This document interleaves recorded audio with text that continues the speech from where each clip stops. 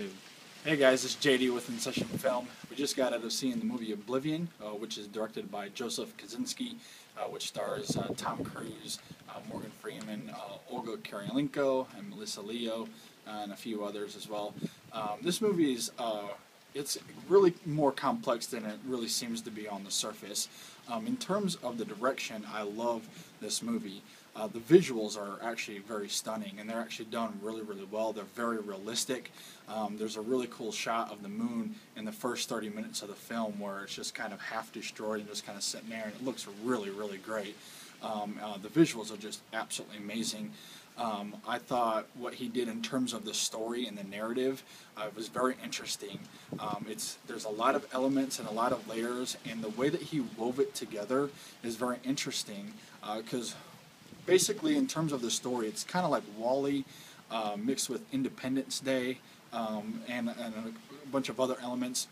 So the story's not entirely original, but it's the way that he puts this story together on top of each other without giving too much away until the end. So you're basically just sitting throughout this movie wondering what the heck is going on in terms of this story and this narrative, and it kind of comes full circle at the end. And I thought he could have done a little bit more to make it more original toward the end. I thought it was very cheesy and he kind of took a way out, but overall it didn't take away from the movie at all. I actually really enjoyed it quite a bit. The performances are great. Tom Cruise is in top form. Morgan Freeman is great. I loved his character. He's not really in the film a ton, even though his character is pretty essential to the film.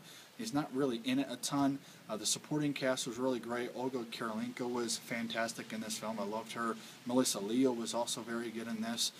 So it was very great. And the score is fantastic. M83 does the score for this film, and he does a terrific job with it.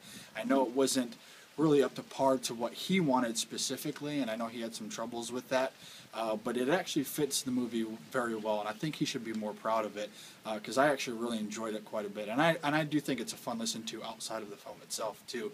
The title track especially is really great, so and it really gave a lot of energy and emotion, and it was just really well done.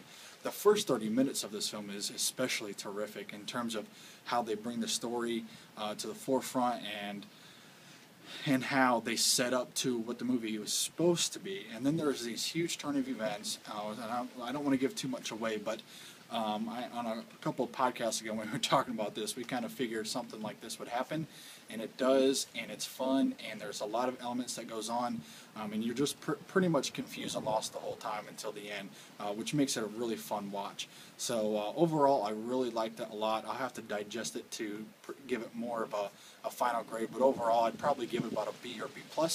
I really enjoyed it. I would highly recommend it, so go watch it. And I'll have my full review up on the website pretty soon, so go check that out at InSessionFilm.com.